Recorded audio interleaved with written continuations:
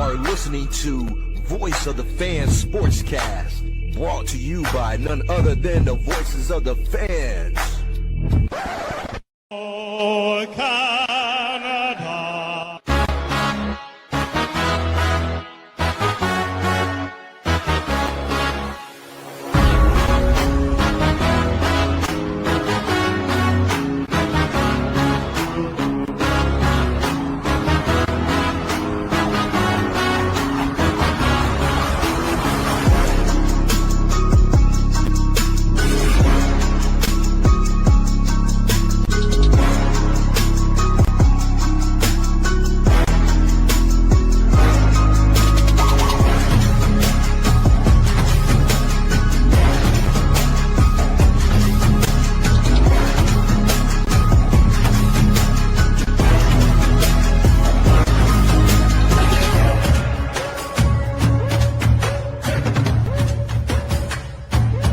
Live on YouTube as well as X, this is Voice of the Fans Canada for Monday, the 1st of June. I'm Randy Courret.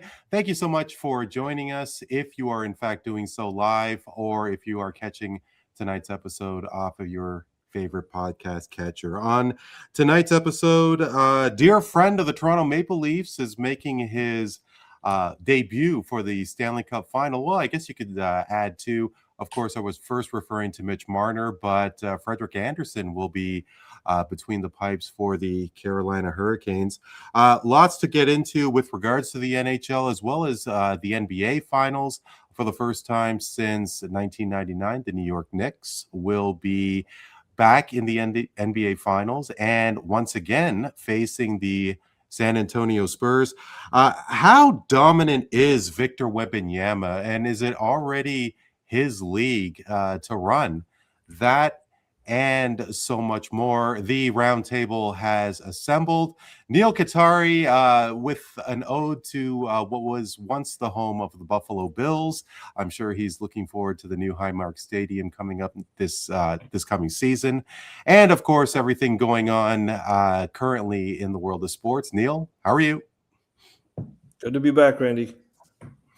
Great to have you back. And with his background as he is still recovering from the shocking loss of World Cup qualifying, from his heritage of Italy. First time back since that World Cup draw, I believe. Dan Leggieri, how you feeling, my man? I'm okay, Randy. I think we've moved on from being dismayed or heartbroken by it to just acceptance, and I want to take this opportunity to publicly shame two members, one current, one former member, who now 3 times in a row remarkably will not be part of the biggest soccer stage in the world, sadly. So shame on them. It's incredible. I mean, of course, Europe is in a class all of its own, but when you think of some of these countries who are competing for the first time, maybe it's a little unfair. Like you think of Cape Verde, you think of Haiti. I mean, the list goes on. And like you said, Italy is not there for the 3rd time in a row. How disappointing is that? I mean, like in the grand scheme of things, I mean, of course, Europe is what it is. I mean, did they just get too far ahead of themselves, Dano? Is the program suffering? Do you have any idea what, if you could summarize it all? Yeah, I think it's kind of like what's happening with Hockey Canada. A little bit different, but maybe same sort of systematic failure. Maybe, hanging your hat on just being even a perceived powerhouse, or maybe a past powerhouse where things maybe came too easy and they stopped putting money into development, or just assumed that the pipeline would always be there. But the quality of players is just not there. It's strange that they're still 14th ranked in the world, I think, at last check, and they're not in the World Cup. So it's disappointing from that standpoint, because I know that they're a draw, not just for people like me, but for soccer fans across the world.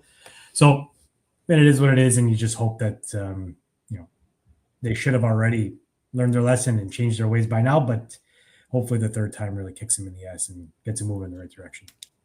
Yeah, I mean, a lot to learn, and with Euro is coming up in a couple of years. Is any of this karma for the way that 2006 final ended with Zidane's headbutt and all of that? I don't know if we deserve any of that negative karma. That was Dan's doing all on his own. I guess so. Yeah.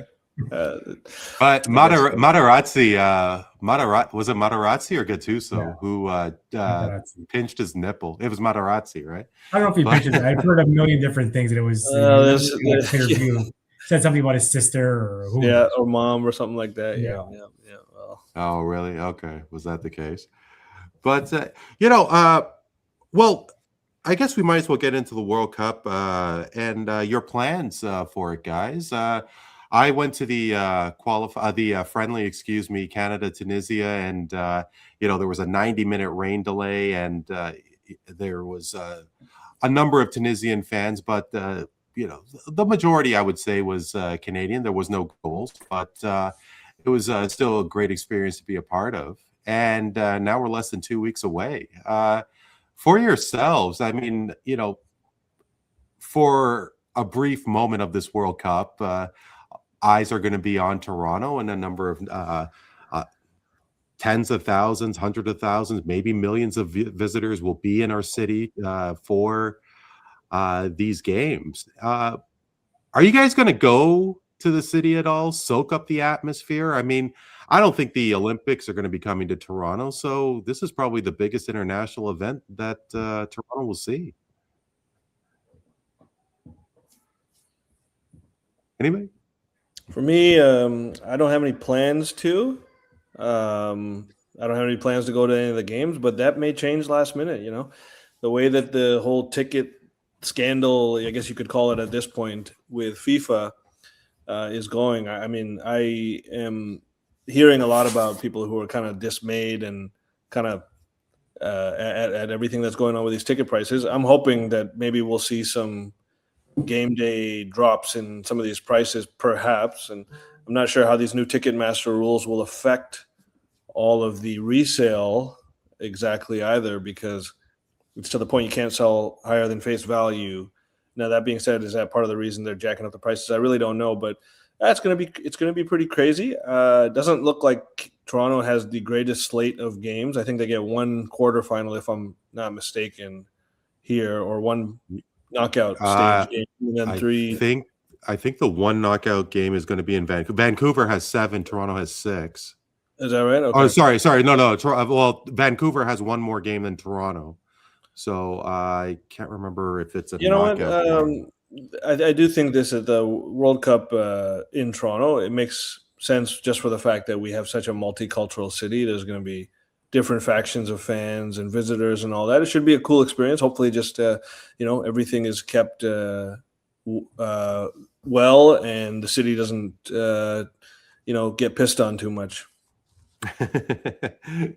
Dano, how about you? I mean, you have I'm guessing he's around 8 or 9, your son? He's 10 now. He's 10 now. So Yeah. what about taking young Leggieri downtown, get him to soak up the sights there, and get him inspired to see some international soccer, albeit maybe just walking the streets or even catching the game in one of those viewing parties? Yeah, no, for sure. It's like Neel said, there's nothing planned yet, but you can start to now. I don't know if you guys can, but the excitement is building, right? It felt like there was very little buzz leading up to, maybe even a little bit manufactured. A lot of talk about the BMO scaffolding and how there was no games in Edmonton and Davies being hurt. Like, there was a lot of sort of negative narratives around the buildup, especially from a Canadian standpoint. And as a guy of Italian heritage, as we already discussed, that was a big letdown, and it just kind of takes the wind out of the sails before the tournament even starts. But my son plays rep soccer. He loves it. It's his life. We're missing a baseball game today, so he can go to soccer practice. Just shows you how much he loves it. If nothing else, I can't justify the ticket prices, and even the games that you would get. To my mind, probably the best game that Toronto has is like Germany, Côte d'Ivoire, maybe, or who it is? Croatia plays. I can't. I don't even know which game. I don't even know which games are in Toronto. So we got a few. Like Modric will come through. Germany will come through. Obviously we got Canada, but there's no real one marquee game. There's the one knockout round before everything kind of goes down south. But it's the Magic's going to be in the air. There's going to be a buzz in the city, and it'll be hard not to at least go check it out to sort of feel that energy downtown, because it's literally probably once in a lifetime opportunity where, by the time it comes back around, FIFA's got this 30-year cycle almost for the lesser countries like Canada, and even in the States, it's been 32 years since it came through to North America. So, we might not be old enough or even alive by the time it comes again. So why not? And we'll see. It all kicks off in just about 10 days now. On the 11th is in Mexico City. So, as we grow closer, and to Neel's point, if tickets dramatically drop off just because they're not selling the way they anticipated they were, who knows? Maybe you'll sort of dip in and go see a last-minute game. But otherwise, looking forward to it. It should be a good time. It'll be a great time, absolutely. And, for me, before we went to air, I mentioned to you guys that I'll be going to Wrigley Field to catch a couple of Jays games. And it's during the round robin group stage matches of World Cup. And I already made a reservation soccer bar in Chicago to watch Canada Katarey. I made it a couple of weeks ago. Apparently, it's one of the big bars where the Chicago Fire fans go to. It should be an absolute blast, and obviously, really looking forward to World Cup. But how about you guys? Like, in terms of the rest of the summer, do you guys have anything on your schedule there? I mean, the warm weather finally kicked in. I can't believe it's already the 1st of June. I didn't feel like we had any spring at all. But, now that the warm weather is here, I don't know about you two, but I always say, this summer I'm going to play more golf and I'm going to get more healthier. I'm going to get more active. I mean, do you guys have anything that you're hoping to accomplish or vacation-wise that you have going on? For me, I got my first house a couple months ago. So this is the first time I've had a backyard. So I'm planning to spend a lot of time out there kind of tuning it up, because it doesn't look that great right now, but hopefully by the end of the summer it will. Spend a lot of time outside playing with my dog, my daughter, and just kind of enjoying the summer. I think we're glad that we got something before the summer and spring started, so that we got at least this whole season to enjoy and kind of tune the place up before winter comes all too soon once again. So that's the bulk of my plans. Sports wise, same as it's always been. Watch some baseball here, but summer's the time when I get away from sports, and then because the rest of the year is dominated by it to some degree, But the World Cup, obviously, I'll be tuned in for a lot of that, all the Canada games and all the marquee games that I care to watch thereafter. So that should be great. And what else is this summer? NBA draft, NBA finals, we got a lot still here. And then generally July and August are my down months when I just kind of like get away from sports and wait for NFL to come back, really. Get some golfing, Randy. We got to do a couple rounds this year for sure. No, we absolutely have to get a couple more rounds in. Dano, how about you? Yeah, no, we should. We might have to start an offshoot podcast of what it's like to be a parent of a rep athlete at a young age, because it's gotten stupid and it's so much different from what I remember when I was growing up and playing. But our vacations are going to be. We're in Orangeville for a tournament. We're going to be in Newmarket in a couple of weeks. We're going to Kingston in July. I just finished our summer calendar now, and I think we've got a collective of like 6 or 7 days where we're not committed to being somewhere already, and that's not including trips to the park or just riding your bike or going over a friend's house. So it's going to be jam packed. It's going to be really busy. And to Neel's points, with some of the marquee sporting items on the calendar, it's going to be a fun summer for sure. Yeah, my sister has a son who plays basketball, and she's going all over the place as well. Obviously, she wouldn't change a thing, but just going to and from Mississauga, from her place to the practices and all over throughout Southern Ontario and outside of the area, it's incredible the dedication that you guys have. Kudos to you guys, really. If I call I don't think it was like it might be a mental illness if you really think about it, but I'll take a compliment and strike. Well, sorry, I didn't catch the last word. I said it, but I'll take the kudos either way, but it's maybe not a healthy thing if you really think about it. The money, if I put all the money I was putting into sports into an RESP for the kid, he can go to the finest college in the land. Maybe. But at the same time, it's like 22, right? You wouldn't change it because you see the love in their eyes. So you enjoy it now while you can, because you can only play the kid's game for so long, right? And then he's gonna have to become an adult like the rest of us at some point. Yeah.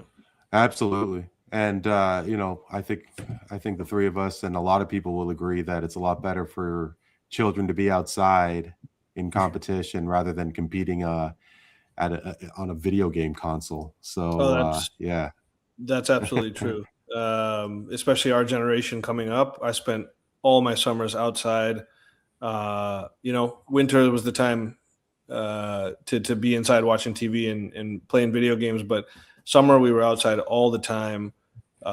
Just kind of, times have certainly changed. I don't know that I see that, but that's great, Dan, that your kid is so hyped about something he's passionate about. And I got a couple of friends in that same boat, and they kind of live vicariously through their child, son or daughter, and it's a great thing to see, because you can see the passion that it's kind of brought up in them as well, right? And but yeah, for sure, can't waste a beautiful summer inside too much. You got to take advantage and get that vitamin D.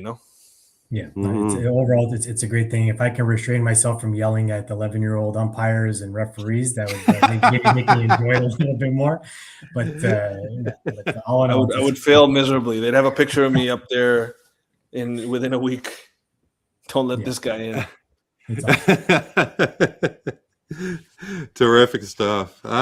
So we will get into hockey to start, fellas. And hey, of course, with the Stanley Cup Final set to start tomorrow, we might as well talk about those Maple Leafs. And we haven't had a chance to talk about the the draft lottery. And lo and behold, who wins it? The Toronto Maple Leafs. And Dano, a lot of people were surprised the Leafs were not the favorite team to win. And of course, the top prospect is Gavin McKenna, or is it? There's a young lad from Sweden that is taking a lot of attention as well in Stenberg. There's also the possibility of trading the pick. I mean, what do you think the Leafs will do? Because there's a lot of options out there. Yeah, it's hard to say because it's a whole new regime, new GM. They just hired an AGM today.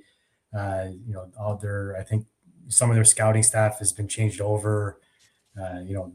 So it's anything can happen at this point. The safe bet seems to be go with McKenna, put him on the wing with Matthews, see what you got for 2 more years, and try to get him to commit long term and build a team around what should be a pretty dominant first line if those are your two. But to your point, Ivar Stenberg had a terrific showing at the World Championship that just wrapped up a couple of days ago, and his stock is higher than it's ever been. And yeah, like if this team is sort of doing things at this point anyway that are inspiring from the sense that they're not the same. If we're trying to now change the DNA, even though that was the old GM's motto or objective, but now the new one is actually seemingly doing that. He's going to have a new coach, he's going to have a new administration around them, he's going to have a new team in front of him. So it'd be really interesting to see. My smart money would be on them just taking McKenna because I can't imagine that the new GM Chayka would want to take that big of a swing at this point in his career and have it blow up in his face. So McKenna seems to be the safest pick. Yeah, I mean, that's exactly what I was going to say. The fact that if it was Treliving back as GM, I think he'd have more of it would be a little bit more easier for him to go off the board. I mean, yeah, sure, you could criticize all you want about the trades that he did make, and of course, the short tenure that he had, but I think it would be borderline impossible for Chayka to be as bold and not pick McKenna. And me personally, I think that what they really need is somebody on defense. Now, is it worth trading that first overall pick? Maybe get somebody of value because whatever Matthews is going to do with his future, and we'll get to that in a minute. I really don't know if Gavin McKenna is the way to go. Who knows? Honestly, Randy, you know this. The draft is very much a crapshoot, right? There's some picks that are just slam dunks, but those are few and far between. Everybody else who goes first. I was just reading today about they were revisiting the Taylor versus Tyler first round where Hall eventually went. And if he wins a cup now with Carolina, you can say that it's probably a draw. But, it's all, in my opinion, you take the best player available and then you work it from there. If you take McKenna, who seems to be most critics would peg him as the number one. Like I said, with Stenberg coming up with especially a strong showing lately. But then guys like Reed and Malhotra, Verhoff is maybe even dropped off more than people would have assumed, even watching him come in at a few of the World Junior games of this year. Like he's a guy that got people really excited about his possibilities as well. So I don't know. I don't know. I know that their need is on defense, but I don't know that you can pass up one of those two, what seem to be slam dunk forwards that might go 1-2, and then maybe parlay that or trade some other pieces to get a defenseman. Apparently Riley's on the block, so we got a few things in the hopper. They're in a good position coming out of what was a disastrous year, at least to put some fire under the retool. I wouldn't call it a rebuild at this point, but you can make significant enough moves that are meaningful that should impact the team next year. And really, whoever you take at number one, or even if you trade and drop down to 3, you can't go wrong. You're going to be better than you were last year. So they're in a good spot. Yeah, and I don't know if you would call the Oilers season disastrous at all, but Neel, of course, they did fire Kris Knoblauch. And me personally, I can't figure out why. You go to 2 cup finals in a row, and your goaltending was as subject as it was, and McDavid and Draisaitl kill themselves during the Olympics, and Kris is out after making the cup final the previous 2 years. I did whip up a couple of numbers here for not only Knoblauch but Craig Berube. That's a damn good regular season coaching record that Knoblauch had, and like I said, made 2 cup finals in a row, and that Florida Panther team was just an absolute juggernaut, in my opinion, at least. Did the Oilers get it right in firing Knoblauch? It's a tough one, but I have to say yes. The only reason being, when you and I think actually Knoblauch is a good coach. Like overall, the guy is a pretty good coach. He makes adjustments well. He's not one of these stagnant guys. He's he doesn't show much emotion, but he can make adjustments well. But again, any coach coming to Edmonton is going to benefit from the absolutely massive offensive firepower that the team has, but they're going to struggle with the defensive lapses that the team also has, and the defensive ceiling, which is kind of low. And, the problem being here is that he gets hired in 2023. They immediately have success. They go to 2, or at least the next 2 years, cup finals. And honestly, almost won the first one. They made a absolutely epic comeback and just lost by a goal in the last game. And the problem here is that you run into a team like Florida, by no means inferior, but when it comes to winning in the playoffs, as I've said on this podcast before, defense always wins. A dominant defense will always, in my opinion, beat a dominant offense that can't play defense on the other end, because the great defense ends up making offense for you anyways. Look at the Spurs, look at the Thunder, look at the Florida Panthers. for evidence of that. And those guys, when a team and its stars step up their game in the playoffs beyond what their potential on paper is, then that's a better team. And that's what Florida did. And I think Edmonton a lot of times rested on their laurels, in 2 tough finals. They might have beat a lot of other teams in the East, but not Florida. And, when you have that type of success and you come that close, and the second time against Florida, you kind of get ripped apart more so than you did the first time. You didn't really learn from it. In fact, they took even more advantage of you the second time around. And then what happened this year was a kind of a steep fall off. And you're going to quickly lose a contention locker room, a locker room where guys feel that they should be in contention when you have a sudden drop off like they did this year, going out against a lower seed in Anaheim in the first round. Not a lot of coaches are going to survive that. And it says less about, I think, the quality of the coach necessarily as far as play calling adjustments. And it just says more about the voice that coach carries in that locker room fading away, which is a natural progression in professional sports when you got guys that are on strict timelines, when you got contract situations coming up. And I guarantee you this, they are not firing Knoblauch unless McDavid does not put up a fight against it or actually says a word in private in favor of that move to the GM. That's the thing.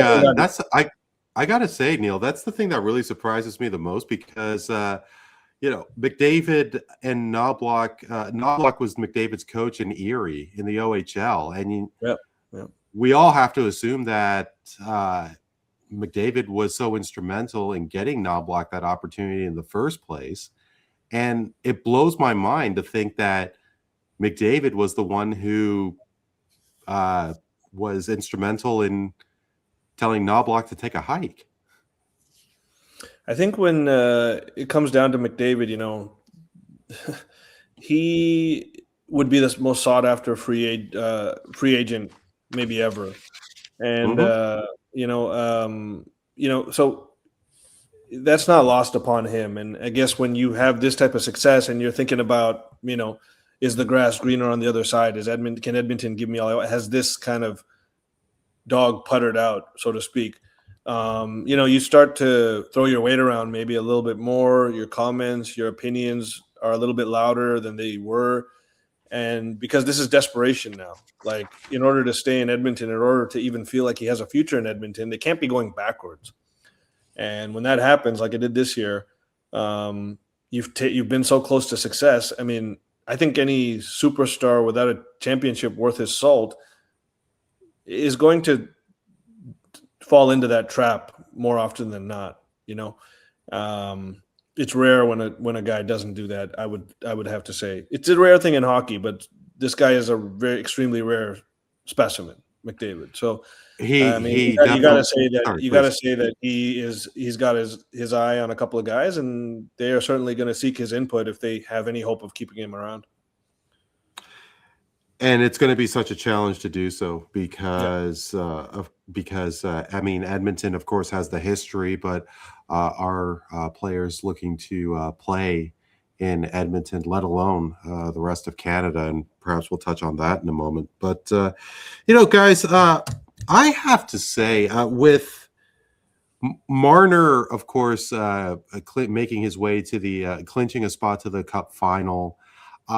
I was wondering, and I'm sure you guys were as well, how incredible it would be if the Montreal Canadiens did come out of the East and Leaf fans would have to endure Montreal or Mitch Marner winning the Stanley Cup. And, of course, it's been 1993 since a Canadian team has won the Stanley Cup. And there's no chance that I want to see Montreal win a cup, but I would sure more so be interested if they were in the Cup Final than Carolina. Have you guys lost interest because the Canadiens aren't in the final this year? Dana? I feel like most Toronto fans are watching this year just to see people fail, whether it's Marner or if it's Montreal or if it's Buffalo even. Can you imagine if Buffalo made it to the finals, how much Toronto fans would have had a problem with that? But this is very Toronto. I don't think. Well, I don't think it says much as Montreal, but no, but still, you know what I mean. It's just like it's like this team didn't do anything for 14 years or however long it was until they were in the playoffs, and then they go on this incredible run, and it's like it's just another way Toronto makes everything about them. Right? And we know, any blue-blooded Leaf fan will tell you that Marner is winning the Cup and winning the Conn Smythe, and he's going to parade it through the downtown Toronto during the World Cup, and it's just going to be, like a salt in the wound sort of thing. But I would love to see Carolina win. I just wanted very, very quickly to go back on the Edmonton thing, where it's funny that you've got two teams in the final now that have very different philosophies. Where Carolina is a team that since Rod Brind'Amour took over in 2018, they've been a really good team, right? They've won at least one round almost every year in the playoffs, but they've always hit that wall, right? Second round, third round, never made it to the final before. And there's always been chatter about, does Brind'Amour need to go? Does the core need to be broken up? Do we need a better goalie? But they've, for the large part, stuck with their team. Like a few guys in and out here or there, but never, they tried with Rantanen. But the Ahos, the Jordan Stalls, the Slavins, they've been there for forever. Brind'Amour's been there forever, and like it's finally working now. Not unlike the Capitals when they finally broke through as well. Where on the flip side, you've got Vegas that literally fired their coach a couple weeks before the playoffs, brought in Tortorella, are always looking for. They brought in Eichel, they brought in Stone, they brought in Marner. Right, they're always revamping their lineup. Based on what have you done for me lately, and they seem to be, the new place that everybody wants to go because they're dedicated to winning and winning now at all costs. Right, they're not taking the slow approach. If you're not performing, you're out the door. There's only two guys left from the expansion draft, which was only 9 years ago. So the Oilers the same way. Where I just don't like Stan Bowman. I don't think he's a good GM. So I would have kept Knoblauch. I don't see that he was the problem. Your defense and your goalie are clearly the problem on that team. Yeah. You can't rely on two guys to carry you all the fucking time. So if I were the Oilers, I would stick with more of let's stick with our guys. Let's keep Connor Browns. Let's keep Donner Norris, even though he's not performing. But let's commit to our group and find the right pieces to complement. That's always been the problem with Toronto too, where you can't change over the bottom six every year and expect the team to be good because chemistry in sports is way more valuable than anything else sometimes. And sometimes it works. I think guys and they work, but that's what I mean. So it's interesting in my mind where there's really two schools of thoughts, and they're both proven to be successes because they're both in the finals right now. But I think the problem, Dano, is that, and you're talking about chemistry, and it's so huge. But really, I think the problem lies solely with Matthews. I mean, there's no way that Nylander and if Riley was on the ice, I think Brandon Carlo was certainly on the ice. How could they not jump in and jump Ratko Gudas when he took out Matthews the way he did? And I am fully convinced that Matthews does not have a good connection with anybody on that team. Otherwise, Nylander, and who knows, maybe it's solely a Nylander thing, but how come these guys? I mean, that's the first rule of the sacred game of hockey, and that everybody knows you have to stick up for, especially your captain, the one-time MVP of the league, and they didn't go help him out. I think it's solely on Matthews personally. I think that he is the problem. He could be, and I don't have a good justification as to why he might not be. But that's not even the point I was trying to drive home. With the Leafs, they need to figure out who their guys are that represent their culture and the brand and the sort of hockey that they want to employ, and then start to gel the team. If Matthews is the problem, then ship him out, because you haven't shown anything in the decade he's been here that he can help this team get over the hump. Maybe Sundin can help him be the leader that, he wants to grow into. Maybe he can become the Barkov that we think he could be with the help of a Sundin. I don't know. But you can't do two things at once. You can't be so dedicated to half the team, but then change 12 players every year. And obviously in Toronto, it didn't work, because then, you're just, it's just a different identity. It's a different style of play. It's different. And it's hard as a player too, to get comfortable with guys, to to subconsciously know where they're going before the play develops, to have that unspoken bond off the ice, like all those little things that go into just needing time to build a team. It's not unlike my 10-year-old son team, where it's like if 8 guys leave one year, you can't expect us to be a top flight team the next year just based on skill alone, because these kids need to, not unlike the Leafs. And it's funny, we had this conversation at a recent tournament where, a bunch of 11-year-olds who just seemingly don't care if the other one gets embarrassed or gets hurt or gets walked all over. Like, there's no camaraderie. There's no picking each other up. There's no supporting each other when your captain is metaphorically or literally lying on the ice, due to a season-ending injury. You got to jump in there and help each other out, right? So I don't know. With the Leafs, that's a whole different story. But it was just it was funny that Knoblauch was the sacrificial lamb in a scenario, which I agree with you, Randy. It doesn't seem like it was his fault.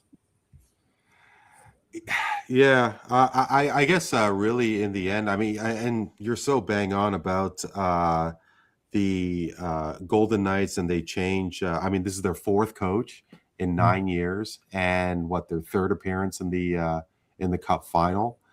You'd have to think that they are, with 4 coaches, that they're having a terrible time in Vegas, and it's far from the case. I mean, and look what they did with Marc-Andre Fleury.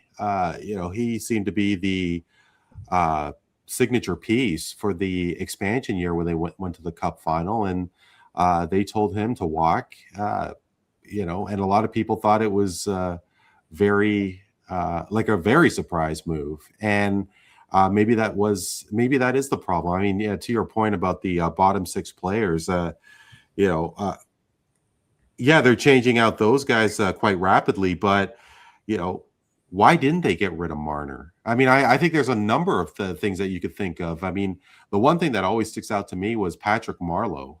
When he was here in Toronto, he was still playing consecutively all those games because of the consecutive game streak.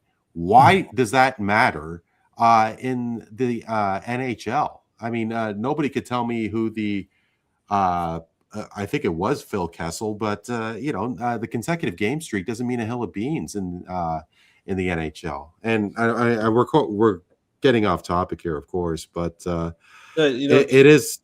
Please, Neel, go ahead. No, it's just funny you mentioned Phil Kessel, because I was thinking about giving a thought on Marner, and Phil Kessel is a great name to bring up when you bring up Marner, because he was terrible. Or at least he was the sacrificial lamb. A lot of people could point to him. And then he goes to Pittsburgh. He won a cup with Pittsburgh, right? He won 2. Yeah, 2 with Pittsburgh. And he was he was the player that everyone envisioned him to. They wanted him to be prior. And the same. Well, he didn't have any help. But I mean, yeah, to your point. No, I'm just saying that he had a bad rep. He was being blamed for a lot of stuff, and yeah, his attitude came out as childish sometimes, petty, whatever it was. But the winning player, was there inside him. It's just that we couldn't bring it out. Same thing with Marner here. Like, he had great moments for Toronto along a lot of these seasons. Anyways, playoffs is a different story, but you got to have the right scenario too to bring out. Unless you're an A-level superstar, if you're one of the B tier guy, B and C tier star quality type guys, sometimes you need situation. And Vegas is just a much better run organization over the last, since they've been in the league than the Leafs are. The team building is much better.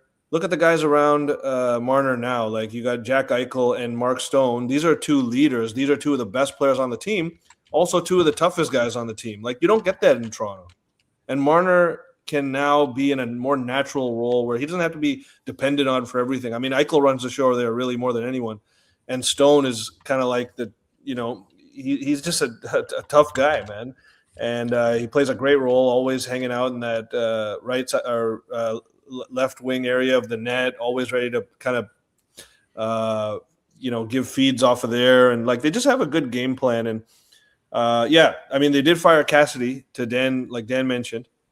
And that move is absolutely worked out. And again, situation, bold moves, thinking outside the box. These are things that, just resting on your laurels as, oh, we're Toronto, is never going to get it done. And you put together a shit product. You're basically the New York Knicks of the NHL. And the only difference now is that the Knicks are actually good and you've fallen off and wasted all your playoff opportunities. So, and on a point of Tortorella, I just thought of this memory, but back when he was coaching the Rangers, I visited New York with a couple of friends. This must have been, I don't know when, 10 years ago. And we went to a restaurant. And sitting next to me, the next table over was Tortorella. And, no kidding. Yeah. So I have a Tortorella story there, and it's cool to see that he's in the Cup final. And just to your point about is it lost interest with Montreal not being there? The only reason I'm saying no is because Carolina was clearly the superior team. I mean, they've been dominating to another level in this playoffs. Another well-built team, very well-built team. So it's going to be high-level hockey in the Stanley Cup final. Montreal has a bright future. They're not ready quite yet. I think they exceeded expectations, as did Buffalo. These are two teams I think are really going to be coming up and playoff stalwarts in the next 5 to 10 years. Like every year, they're going to be in there. And there could be a cup coming to one of those teams in the next 5 years. You never know. But right now, I think this is the right finals. I think Colorado even, they fell victim to just a better game plan, better coaching, better execution in Vegas, who's peaking at the right time. So I think what you have here is two teams that are peaking at the right time, full of great veterans, good, and it's going to be good hockey. And so I think that I'm very interested in this Cup final, to be quite honest, because even though Carolina's favored, I think Vegas, it's kind of a coin flip, to be honest. Well, it certainly is a coin flip. I mean, I can't figure it out. And you're completely right in how dominant Carolina was against Montreal. Vegas just seemed to have caught fire ever since Tortorella took over as bench boss. And these two teams appear to be so evenly matched. And, you want to take a look at Vegas again with the bold moves that they take. How about picking up Carter Hart, who was a part of the World Junior sex abuse case, or the sexual assault case during the World Juniors in London. So, it's a very risky move, and they're in the Cup final. So, and of course, along with those Golden Knights in the Cup final, Dano, is Mitch Marner. A lot of Leaf fans definitely could have seen this coming. I don't think a lot of people are overly surprised that it happened in the first year, but there he is. And, to tie it in with another situation here in Toronto, as Auston Matthews continues going on, trucking along with the Toronto Maple Leafs, he's seeing his boy live a life of anonymity, great success in a better climate, close to his hometown. Of course, Matthews being from Arizona. I'm more so thinking that Matthews will see this, let alone with the Tkachuks and the Quinn Hughes, Johnny Gaudreau leaving Calgary, that Matthews is going to walk to tie it all in. I know I threw a lot at you, but Marner making the Cup final, as well as Matthews seeing from the outside the success that he could have outside of Toronto. That's a lot to take in for Leafs fans. Yeah, I don't necessarily know that Marner specifically will add to that, but you beat me to it, where it's his buddies, it's the American friends, it's the Tkachuks, it's the Quinns, it's Gaudreau. He doesn't strike me as the type of guy that wants to stay here forever. So yeah, I can see him wanting to go down south and maybe play in Minnesota or Utah or somewhere closer to home as he gets a little bit older. But I don't know. It's always bothered me when players say they can't play on the biggest stage. I don't know. I'm not. It's hockey player. It's hockey players personally. I mean, I would think that a lot of players would go to the Knicks if they had a decent program, if the owner wasn't insane. But baseball, baseball, soccer, the Yankees attracted the biggest free agents every year. Barcelona, Madrid, Bayern, like they draw the big boys because the bigger the athlete, the bigger the ego, you would think, and the more they want to win on the biggest stage to prove that they're the best in the world. Not that I'm going to go hide in a place where, and again, I'm not condoning death threats at anybody's family. That's not what I'm talking about. But to say that, sure. I can't perform because there's too much pressure. Well, then, I don't know. I don't know what the fuck to tell you. That's why a guy like Nylander is appearing to Toronto fans, where he's frustrating because he's so streaky. He doesn't play with that kind of grit that Toronto fans normally like. And, going back to talking about Kessel, we ran him out of town sooner than we probably should have. We sort of shit on Sundin during his entire time here. Guys like Larry Murphy, like quality players. Some of them, if not all of them, will be Hall of Famers eventually. But they don't play with that grit. Like we like the Ty Domies, we like the Darcy Tuckers, the Shane Corsons. But Nylander has said over and over again, time and time again, they asked him just a couple weeks ago. He's like, this is where I want to play. This is the stage I want to be on. And this is the lights I want to be under. And I think he loved that from a guy because, he sort of embraces the pressure that comes with winning here. But I can't imagine it was any different in Boston before they won in 2003 or the Cubs before they won after 101 years. I would think that you want that. And if you don't, then, let them go now and find the right guys who do want to be here and can make it work. But do you think that it's a USA thing? I mean, Nylander saying he wants to stay here because, and he's obviously from Sweden. Matt Sundin, you didn't hear any comment from him and the thought of him leaving Toronto until the very tail end of his career. Yeah. Is it just simply point blank that Americans have a different mindset? And when it comes to hockey, it doesn't really matter where you win the cup so long as you win it. Here's my question. Yeah, go ahead, Neel. Sorry. I guess I'm just going to add this in here. Here's my question. Canada's got the best hockey players in the world when you consider, No, for now, but yeah, but I'm just saying, like, when is the last time that an A-plus Canadian player was leading the Maple Leafs in his prime? Just give me the name.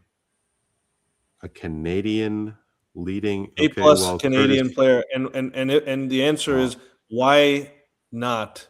Why for so long have we just depended on Swedish guys, American guys, Russian guys, as the A-plus top options on our team, leading the way as our leaders, best players? Why isn't Toronto going after the best Canadian guys while they're in their prime? I'm not talking about late prime, Tavares and whoever else. I'm talking about guys in their prime, absolute superstars. Why can't we get one of those? We're supposed to be a premier franchise that you would imagine, like, guys want to go to the Lakers, guys want to go to the, at least. I mean, it just stuns me that, Toronto hasn't thrown their weight around and said, hey, come here, end the curse. Where's our Jalen Brunson? Where's that move? It stuns me.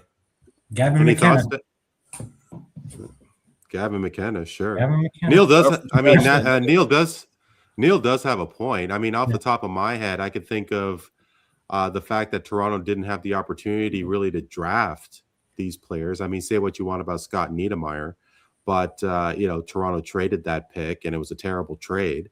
But Wayne Gretzky spent the majority of his career. Well, I mean, he didn't really have an opportunity to be signed as a free agent. Mario Lemieux spent his entire career with one team. Sidney Crosby spent his entire career with one team. Same thing is going on with McDavid, Steve Yzerman. Jerome McGinley floated around towards the end of his career, but he was traded. I don't think he was ever signed as a free agent, but he spent the majority of his year with one team. So, yeah, I mean, like to Dano's point, we revere the Tuckers and the Corsons, the Wendell Clarks, but Toronto has never had the chance to draft that elite player. Say what you want about Mitch Marner, but I mean, the NHL, they really don't have that opportunity where the elite players are getting snatched up from free agency. Not in my opinion. No, but not even a free agency, but like a team like Minnesota, even Vegas is a good example of if an Eichel or a Quinn Hughes becomes available, they go fucking get him, right? And they don't care what they sacrifice or how much it costs. And even before the cap, Toronto just didn't do that. They didn't go get the guy that others might be dangling. They didn't go get Matthew Tkachuk. You know what I mean? Like they're always. And that's the kind of attitude I think that they need to have. Where, to Neel's point, go get a good Canadian kid who people can rally behind, who plays the kind of game they want, who wants to be here, who won't leave town and shit all over them every chance he gets, which Marner seems to be doing. And even when he was here, Marner was just unlikable because he just didn't. Maybe he didn't understand the fan base. He didn't understand the passion behind it. Some of the comments he would make, or the contract demands, or the screwing around, or this and that. See, I don't think that's the case at all. I don't think that's the case. I think that he got his car got jacked. There's death threats and garbage being thrown around at his house, and I think that was really it. I mean, I think he understands it plenty. It's just that he's getting treated like a slug. People are dumping on his wife and. His wife, who I'm guessing was pregnant at the time. I mean, they just had the kid, but you're going through that while your wife is pregnant and all you're doing is being a hockey player. I think that's the reason why. I mean, I really don't believe that people should be blaming Marner because, if I was Mitch Marner, I wouldn't want to play in this city either.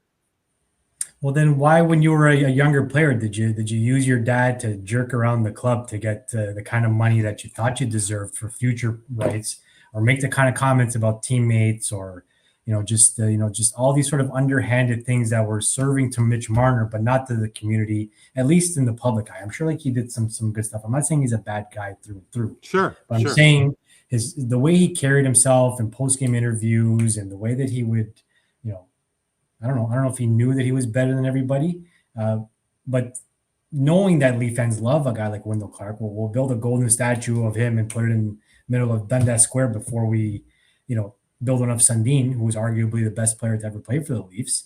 You have to understand that that's the mentality of this city. We're sort of, we're a world-class city, but we're blue-collar deep down, and we like guys who keep their nose down, work hard, don't blame others, and get the fucking job done. And he didn't really do any of those things. So again, I'm not condoning the behavior of a very few fans who went overboard and made it uncomfortable for him and his family as well. So near the end, he just wanted out. And it was obvious from maybe even 2 years ago that he wasn't going to stay here anymore.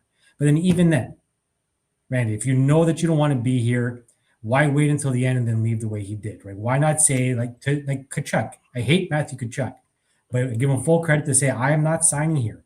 So trade me, get something for me, and let's, it'll make the split that much more amicable. And, I'm helping you as much as I can. Even Quinn Hughes, he did the same thing. And Marner didn't do that for the Leafs as maybe the last token of goodwill that he could have left here for the fans. Well, the fact that he didn't waive his no trade clause to go to Carolina, Dano, I mean, that in and itself is a black flag. That was a bad move by Marner. If that was the case and Marner could have gone to Carolina, sure, they either just gave birth to their son, or his wife was just about to give birth. To your point, I completely agree with you. Everything else being equal, I can appreciate Marner having a difficult time, with those few fans who spoil it. Of course, he's a human being, and honestly, I wouldn't care to see him win the cup. It's not gonna sort of burn me. I may play tough when I talk to friends or come in here and talk to you guys and be like, he's a piece of shit. But good on him if he wins, right? He's put himself in a position that's right for him, but he obviously wasn't right for us. So, be on your way, do what you got to do. Wish you all the luck, but now we got to focus on what's happening here. The Kelly McCrimmon's points he said a couple of days ago, where it's just Toronto's just got to get over it, right? He's a human being with his own motives and own problems and own anxieties, and this is what's good for him and his family. So good on him, right? What are you going to do? Absolutely. Never understood the no trade clause. It's in the NBA too. Marner had one. I just think it's such a bad thing for fans. A guy saying he won't go to this team, that team. That team wants you. You're getting paid max contracts usually. The guys who get no trade clause, they usually get fat contracts. I mean, it's just I'll never be for no trade clauses in any sport, to be honest. Same. I think it's ridiculous. Absolutely. And I think that's a big thing that the owners really need to rally around. Eliminate no trade clauses, like jack up the salary cap even more. I say even as much as like $10 million, get rid of no trade clauses. And I think that would be a huge benefit to not only the owners, but to the NHL as a whole. Very quickly, guys, who do you think is going to take it? I'm thinking Vegas has got it. I'm going to go Vegas 6. I'm going to go against myself. I want Carolina to win because I really like Brendan Moore. I like guys like Aho. I would love to see Freddie Anderson win it. So I want Carolina, but I think Vegas will win. I'm going Carolina, and I think Brendan Moore is an excellent coach. Probably doesn't get talked about enough, maybe because he's in Carolina. But Vegas is peaking. I'll give them that. They took out.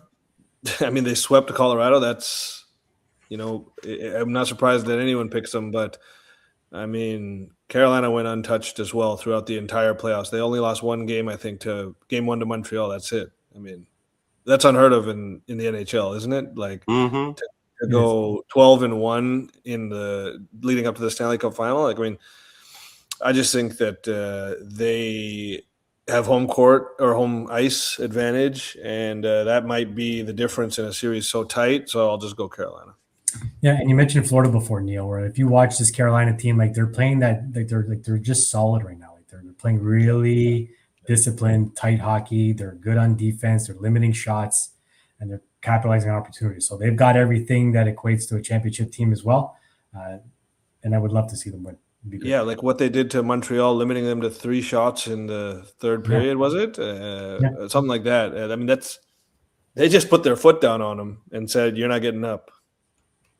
Yeah, there was a small crack. They had about 2 weeks off in between the second round and third round, and shake off a little bit of the rust, but then they got right back to business. And Absolutely. They look like a really strong team right now. Montreal got a nice tease there, but that's about all it was. That's about it. Good. Yeah, especially winning that first game. But lo and behold, fellas, look over down south once again, and the NBA Finals is set with the New York Knicks heading to the finals for the first time this century. It has been since 1973 since the Knicks won the Larry O'Brien Trophy. Dan, you have to think that the league is just tickled pink with the fact that New York is back in the finals. It's a big one for sure. It's a big market. They're sort of a lovable loser, and Neel mentioned them before as sort of the Leafs of the NBA. But they finally made it, and even from a Toronto standpoint, we've got rooting interest with Anunoby there, and you've got the future star of your league, if not already. It's slowly turning into that in Wembanyama out in San Antonio. So it should be a really fun series. Some really interesting matchups, key markets for the league. So if I was a commissioner, I'd be very happy with this final.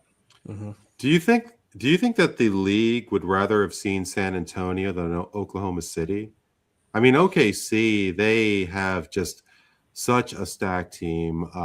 The two-time MVP is on OKC. You have to think that they would love to see the American heartland of Oklahoma City return to the NBA Finals, create some sort of dynasty thing going on. But San Antonio does have the history. If you were the league, would you rather see San Antonio or Oklahoma City face those Knicks?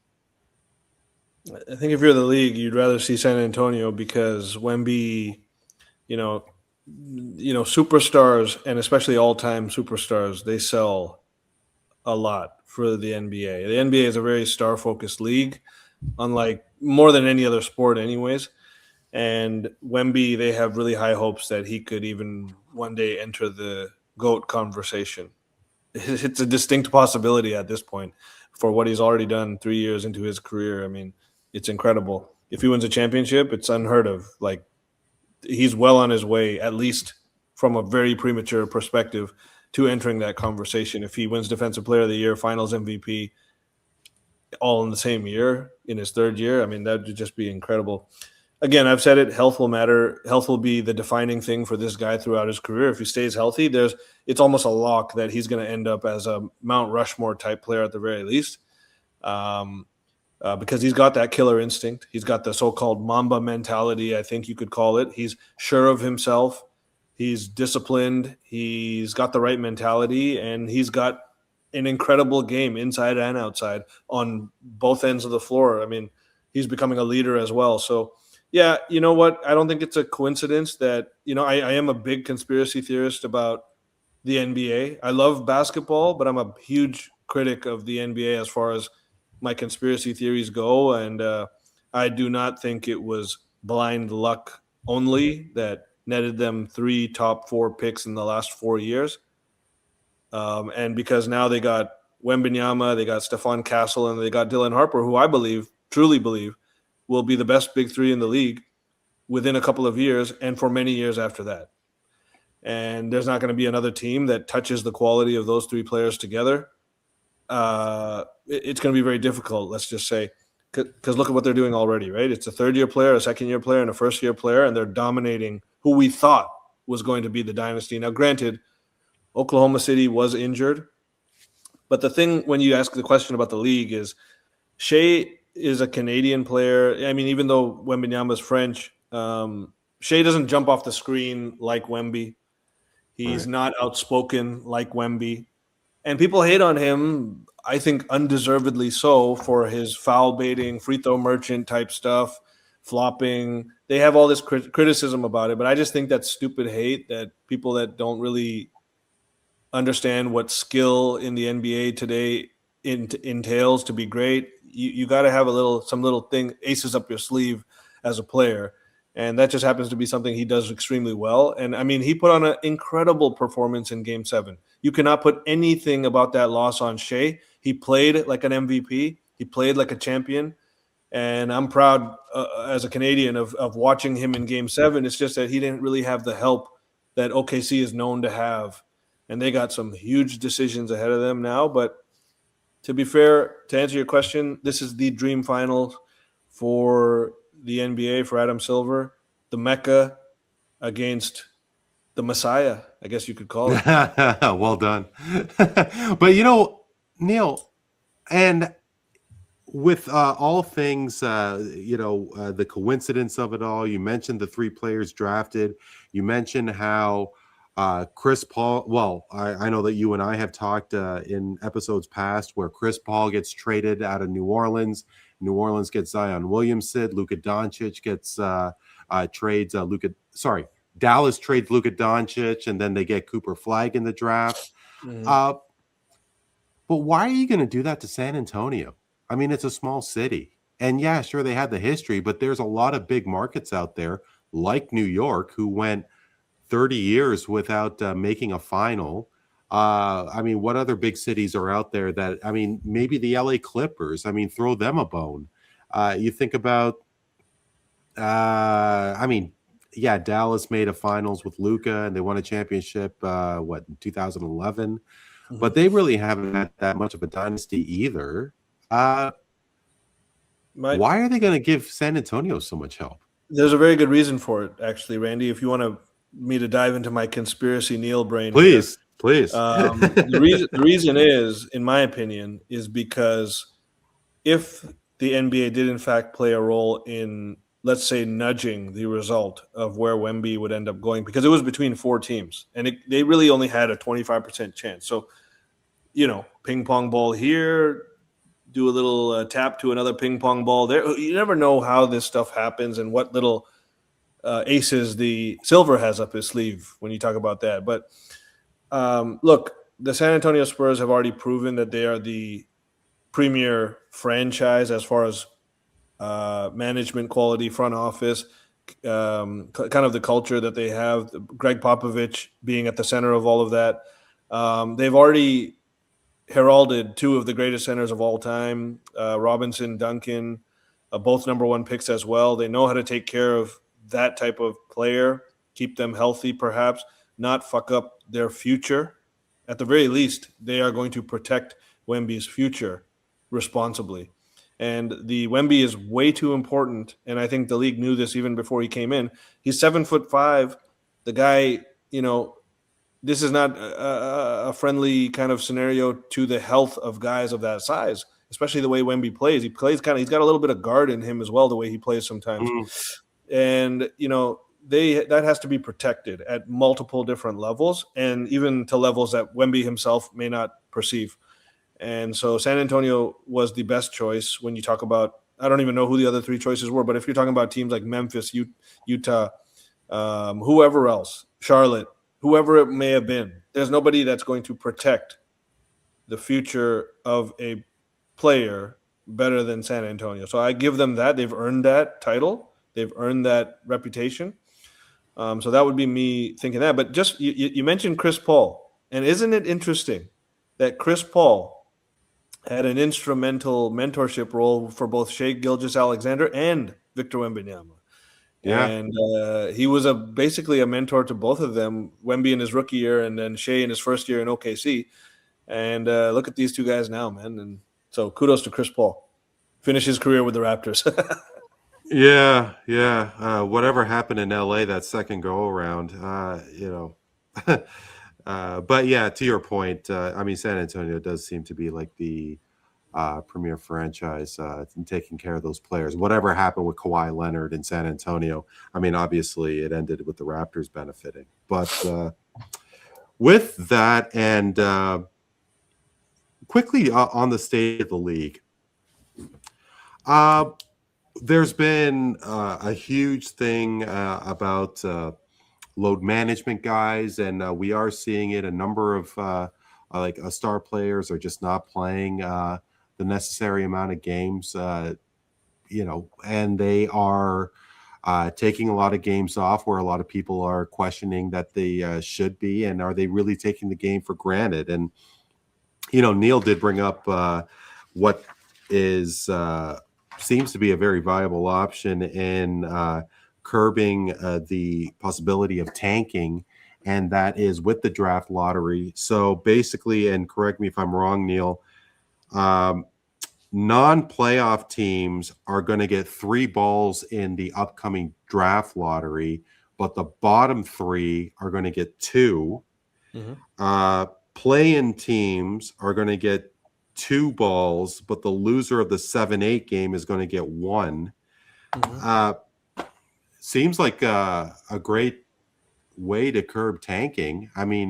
You finish in the bottom 3, you're not going to get the best odds to win the draft. Yeah, it could be. I'm not sure if it's the bottom 3 or bottom 4 teams. I think you're right; it is 3, but it's not a cure for tanking.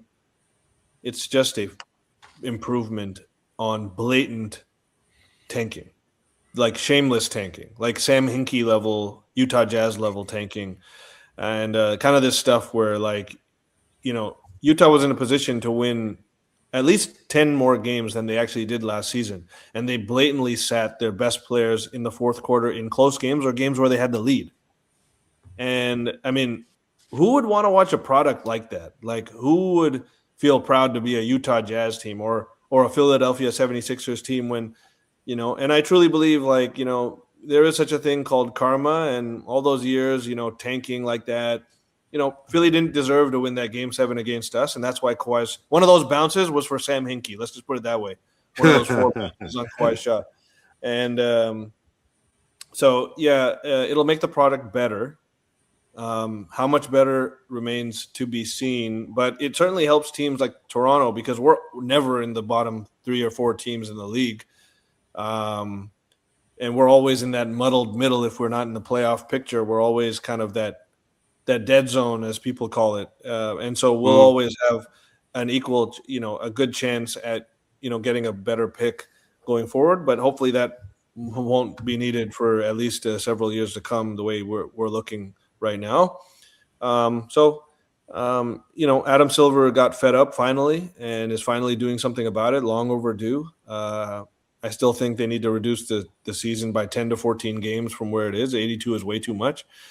But yeah, hopefully that does something good for the quality of the regular season, because the playoffs have been great, and they tend to be good every year. I don't think I have a problem with the playoffs at all, but the regular season has lost a lot of its steam over the last few years, 100%.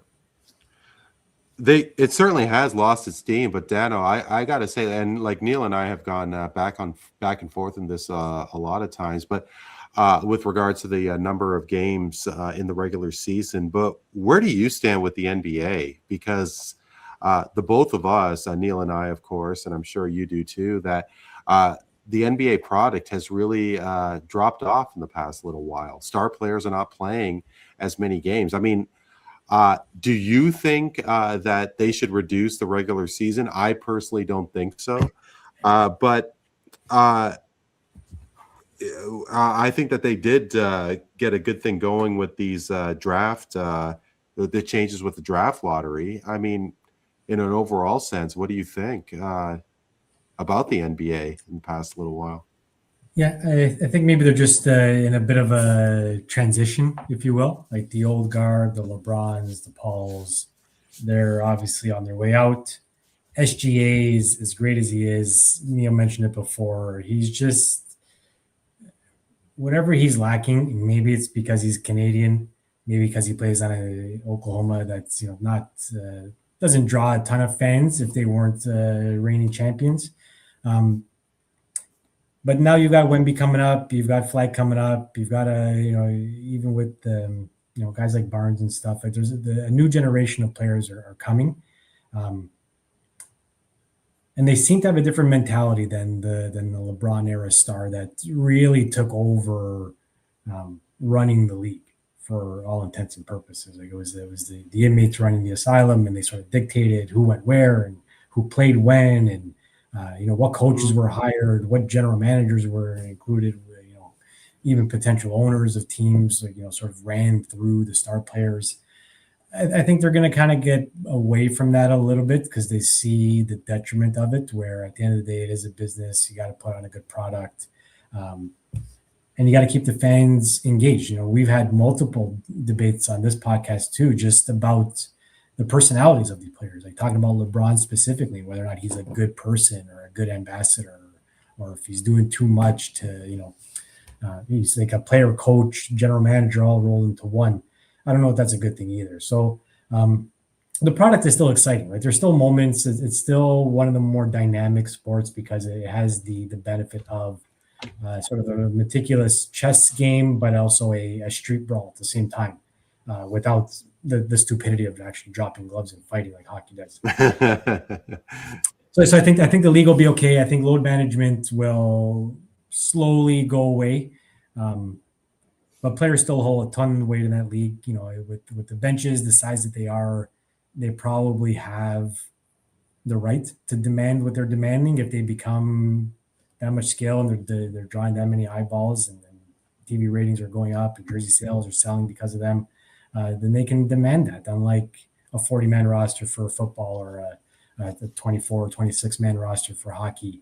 But I think a new generation is coming, and I think the game's going to evolve to where it needs to be. I know that's sort of a cop-out answer, but give it a few years before we really dissect where the NBA is, because I think they're in transition right now. Yeah, and hopefully this new crop led by Victor will see the value in really representing the brand and not take so many games off. I mean, of course, being a 7-foot tall player, they're more susceptible to injuries, but there's just such a jump from regular season to the playoffs. The playoffs have been fantastic, as Neel was saying. I couldn't agree more. But something does need to happen with the NBA and especially its regular season.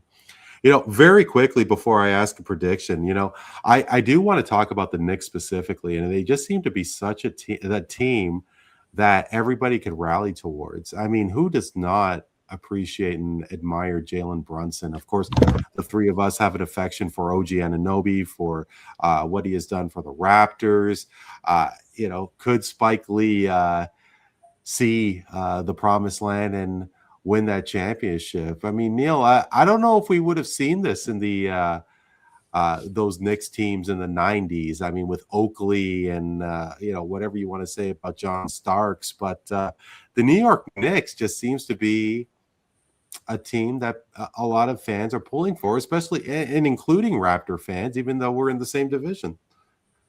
Absolutely. I'm going for the Knicks myself. The OG piece is something, but I just kind of like the characters on their team. They seem like fun-loving guys. They seem serious about basketball, though, but they don't have that diva kind of in them. I mean, you can say what you want about Cat. He's zesty as hell, but I don't think he's a diva in the sense of a professional athlete. He plays tough. He plays hard. He has his limitations, but those have been minimized in the system that they're playing right now. He's really leveled up, and Brunson has just, really established himself as an all-time great Knick. And no matter what happens in this finals, he will be considered one. And, a truly magnificent player in the clutch. Some of those shots he was hitting, that incredible all-time historic comeback against Cleveland in Game 1 was just insane, what he was doing and the level of control he displays. And then, the rest of the guys, they got Hart, Bridges, their whole team. And it's interesting because, was it Tom Thibodeau and firing him that kind of unlocked this? I'm not so sure. I do think that you have to give the current coach the credit that he deserves, regardless of if another guy sort of set the table for him. But they, like we talk about the Hurricanes, they're destroying the East, much like the Hurricanes did in hockey. And they are setting all types of all-time records on outscoring opponents on their way to the finals. They've set the all-time NBA record, I believe, in winning by this many points per game on the way to the finals, outscoring, all your opponents in that way. So they are absolutely peaking. And now you're going against a team that just beat the defending champions in 7 games and have grown up before our eyes with incredible experience. That you cannot say that if you're New York. New York has not had a single series in the entire Jalen Brunson era that was as tough as what Wemby just went through and won. So, although I'm pulling for the Knicks, Wemby is an absolute game changer that we've never seen, really. And, I think it, again, just like the NHL, it is to me like a toss-up. Like, we're being treated to 2 great matchups in both sports, 2 great finals every night, a finals game. Hopefully we get 2 7-game series, and let's see what happens at that point. Because we don't got a dog really in the race. Not really. We may be pulling one team or the other. We just want good basketball and good hockey. And so I think it's going to be very interesting to see what does New York do that Oklahoma City could not, because Oklahoma City dominated New York in the regular season. That being said, they were healthy. I'm again, I do think that Oklahoma City probably wins Game 7 if Jalen Williams and Ajay Mitchell are healthy. That's 2 of their top 4 best players, and they were both out for that game, whereas the Spurs were completely healthy. So I do stick to that. I don't think Oklahoma City should do anything too wild, breaking up the team. I do really like this New York team, and kind of the way that their chemistry is really shining right now. And so that's something great to see. 2 great teams, both in that same kind of scenario, and may the best one win. The shortest guy on the court, Brunson, versus the tallest guy on the court, and both elite superstars at this point. Let's see, make it happen. Who do you think is going to win it? You know what? I'm going to, just because, again, this is conspiracy Neel coming out again. I do think that the NBA would really love it, even though it's Wemby. I do think that they understand that Wemby is going to be dominating this league for a while. Oklahoma City's not going anywhere. You know, this may be the only time New York has to really do something special. I think that New York is going to take it in 6 games, but I would not be surprised to see Wemby hoisting that trophy at the end of the day. Dano? Yeah, same. I would. My heart tells me Knicks in 7. Even I think it's gonna be a hard-fought series, but could go either way. But I'm rooting Knicks, hoping Knicks, and I think it'll be a fun story to see. The only reason I said 6 is because Game 6 will be in New York, Game 7 will be in San Antonio. I just think if it happens in New York, that's something we are not going to see for a while. The level of pandemonium that there's gonna be a lot of piss in those streets. I'll tell you that. That would be absolutely insane. I would love to see New York take it, but I think Wemby is I think he's a man on a mission. And for the sake of it, I'm going to go Spurs in 5. I think it's going to be a hard fought series. I'd love to see the New York Knicks win, but with that big 3 with De'Aaron Fox, of course, led by Wemby. I think it's San Antonio's year this year. The big difference to me is that when you took out Jalen Williams and Mitchell for Oklahoma, you had guys that could not step up to the moment, like Chet Holmgren, who was an all-NBA player, all-defensive first team as well this year. He had one of the worst Game 7 flops you could ever ask, and I think the Wemby factor is there. Wemby has like a personal vendetta against him for whatever reason. Lou Dort, who normally is a lockdown defender that is an asset in that way, but he had nothing offensively, and you're not going to have that problem with New York because OG Anunoby is going to give you Lou Dort level defense, but he's also going to give you an excellent offensive repertoire. The same can be said for guys like they're going to have their shooting struggles, but I do think that oddly, a healthy New York Knicks team has a better chance than a broken down Oklahoma City team. So we'll see. I don't think it's going to be 5 games. I would be very surprised. 6 or 7, one way or the other. I could see happening. Yeah, it's very well possible. But what is a certainty is straight facts, bro. Relax.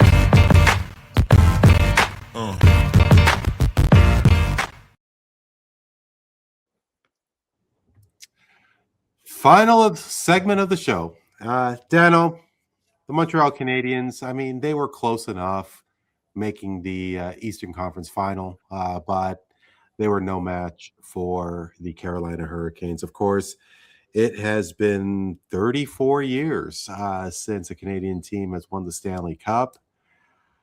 Are we going to see it grow closer to 40? Are we going to see a Cup winner this decade? Dano, the turn of the decade will happen before a Canadian team wins the Stanley Cup. Straight facts, bro. Relax. Oh, Dano, sorry, you are on mute. It's not as easy as an answer as I would like it to be because there's some Montreal is a good up and coming team. Edmonton, as long as McDavid stays there, is going to do Edmonton things. You hope Toronto can turn it around. Ottawa's even got a nice core brewing over there, but 4 years is not enough for me to say straight facts with any sort of confidence, just because the sheer number of American teams out there. So I will say, bro, relax with a small hope that it's straight facts. Yeah, a small hope's absolutely, because it's getting to the point where I'd rather see Montreal somewhat win a cup. I mean, it's been so long, to the fact that I didn't even start high school yet, and was the last time a Canadian team won the Stanley Cup. Insane. But we can still rest our hats on the fact that a majority of coaches and captains, star players, are still Canadians are still driving championships. They may not be representing Canadian cities, but they're still very much involved. That for sure. Silver But lining. how long is that going to be? I mean, hey, the world's catching up, and USA, like, yeah, sure, Canada was so close in the gold medal game, the women's final. I mean, USA's been so much dominant in women's hockey, but hopefully that not only that Canada will continue the dominance of the game like they've had for all these decades, but that a Canadian team could actually hoist the Stanley Cup. Neel, of course, we were talking about hometown heroes representing the Toronto Maple Leafs, and we're certainly seeing a hometown hero in RJ Barrett, having a terrific year with the Toronto Raptors. Is he going to stick around? Of course, the Raptors do have a lot of decisions to make, and money has already been designated for the likes of Barnes, quickly, a lot of money, unfortunately, to the likes of Jakob Poeltl. And is there going to be enough in the kitty for RJ Barrett? Neel, RJ Barrett will re-sign in Toronto. Straight facts, bro, relax. I'm just going to say straight facts because I don't want to say bro relax to a guy who I've really grown to really like. I love how he reps Toronto. I just love how much he wants to be here. How he even somewhat shamelessly, he's like, I don't care. I'm going to say it. I want to be here. I want them to re-sign me. He's not beating around the bush. He's not like, my agent will handle this or some BS answer like that, cookie cutter stuff. He's showing his passion for the country. He really loves being a Raptor. And I think Toronto loves having him. It's just the unfortunate scenario, like you said, with these idiotic contracts that the Raptors have given out. Like, on one hand, you have and RJ. The crazy thing is RJ Barrett wasn't even the centerpiece of that deal. It was Quickly, who you handed a boatload of money to, and that's coming to bite you hard right now. And meanwhile, RJ Barrett, the side piece, is the one that really looks to be the real gem of the deal. On one hand, you got a front office there handing out stupid money to Jakob, stupid money to Quickly. And it turns out Ingram, although he had a great year, just maybe isn't that guy in the playoffs. He looked shocked, shut in, too small for the moment. And it was one of the worst playoff performances for a series I've ever seen any player have in Ingram, outside of one clutch shot that he hit in game 4, I believe. So on the other hand, then you have an incredible little core that they've done very well in the draft with CMB, with Walter, with Shed. Like, these are all three steals at their position that are showing. And then obviously drafting sticking with their gut and getting Scotty over who everybody thought they were going to get, and Jalen Suggs. They went and got Scotty, and we were upset about that at the beginning, and we're so glad that happened now. We were upset about CMB over guys like Kaman Maluwak, who plays for Phoenix. People wanted him, and turns out the guy no one heard of, CMB, is the one that looks like the steal. Walter's coming along. He's making Grady Dick very expendable. Grady Dick probably will not be on the team next year. If Bobby Webster can somehow find somebody to take on Jakob's contract, give him Executive of the Year today. But unfortunately, we've put ourselves in a boat that's going to be hard to get out of. And RJ may be the sacrificial guy who has to go plug the hole of the sinking ship by actually jumping off it, or whatever I'm trying to say there. But we don't want him to go, but he may have to go because of the poor decisions that we've made prior to his sort of arrival, so to speak, in Toronto. Like, real arrival. I'm talking about in these playoffs. Yeah, because he was certainly one of those leaders. And he stepped his game up in the playoffs. Like, he's a playoff performer. Absolutely. There's guys that come up with the moment, and there's guys that shrink down with the moment. And I think what you saw is that RJ is the type that comes up, and Ingram is the type that shrinks down.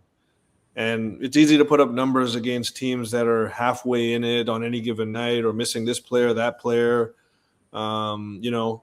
But in the playoffs, when everyone's locked in, the guys who are made for it are the ones that also lock in and can rise with the pressure. And there's a lot of guys that aren't that way. Look at James Harden for one. He's probably the highest level example of someone like that.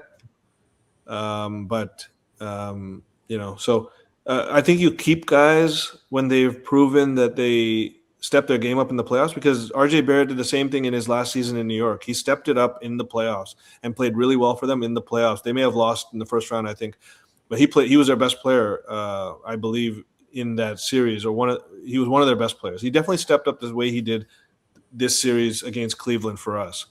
So Sure. that's enough evidence to say that, hey, when you need the guy the most, when it really counts, he'll be there, regardless of what he may or may not do inconsistently during the regular season. That's the type of guy I want on this team. I want guys like Barrett, and hopefully, and it looks like we got a few of those guys in the youngsters on our team as well. So I'm excited for the future. I hope RJ stays. We just got to get rid of some of this dead kind of weight on our roster. Yeah.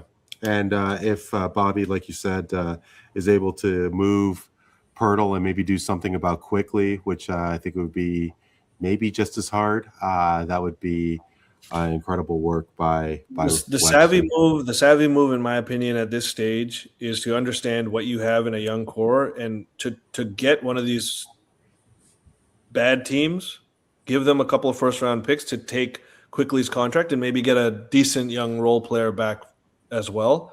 But you're going to have to give away picks in order to get guys to take these bad contracts off of your hands. Yeah. To be able to maybe sign somebody else, or really flesh out this team. But we'll see. We'll see what he's made of. We'll see if he's truly capable of being Masai's heir to the throne. Heir apparent, yeah. And I was just going to say that I think maybe Quickly and Ingram just need to take in a couple extra Tylenols and get off the injured list, because they're always so snake bit with the injuries. Anyway, we'll see what happens. Guys, as always, thank you so much. Always a great chat. Let's do it again soon. For sure. Thanks, Randy. That was good. You bet. For Neel, Katarey, and Dan Leggieri, I'm Randy Courret. This is Voice of the Fans Canada. Hope you're doing well and keeping safe. We will talk to you next time.